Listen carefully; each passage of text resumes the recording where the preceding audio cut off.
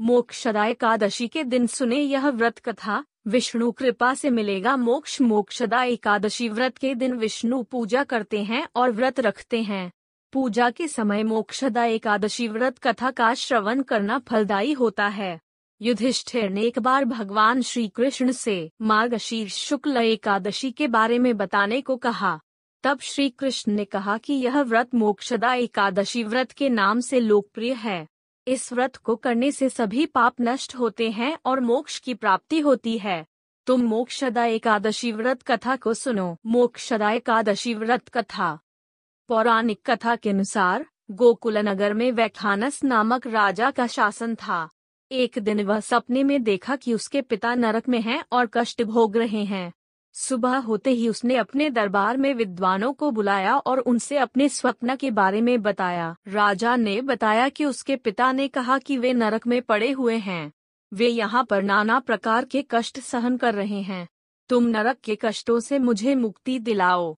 राजा ने कहा कि उसने जब से यह स्वप्न देखा है तब से बड़ा ही परेशान और चिंतित है। राजा ने सभी विद्वानों से कहा कि आप सभी इस समस्या का कोई उपाय बताएं, जिससे वह अपने पिता को नरक के कष्टों से मुक्ति दिला सके। यदि पुत्र अपने पिता को ऐसी स्थिति से मुक्ति नहीं दिला सकता है तो फिर उसका जीवन व्यर्थ है। एक उत्तम पुत्र ही अपने पूर्वजों का उद्धार कर सकता है।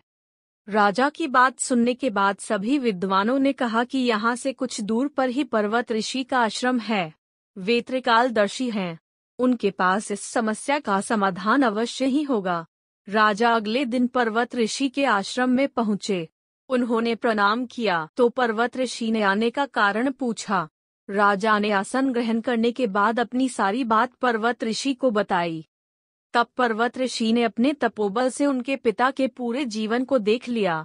पर्वत ऋषि ने राजा से कहा कि उन्होंने तुम्हारे पिता के किए गए पाप को जान लिया है। पूर्व जन्म में उन्होंने काम के वशीभूत होकर एक पत्नी को रति दी, लेकिन सौत के कहने पर दूसरी पत्नी को ऋतुदान नहीं दिया।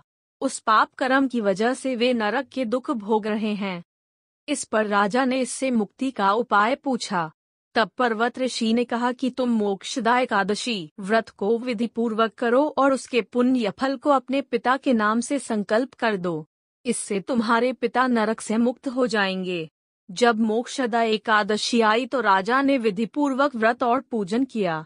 फिर बताए अनुसार उसके पुण्य फल को पिता के नाम से संकल्प करा दिया। उस पुण्य फल के प्रभाव से वे मुक्त हो गए। उन्होंने अपने पुत्र से कहा कि तुम्हारा कल्याण हो। इसके बाद वे स्वर्ग चले गए। जो भी इस व्रत को करता है उसे मोक्ष की प्राप्ति होती है।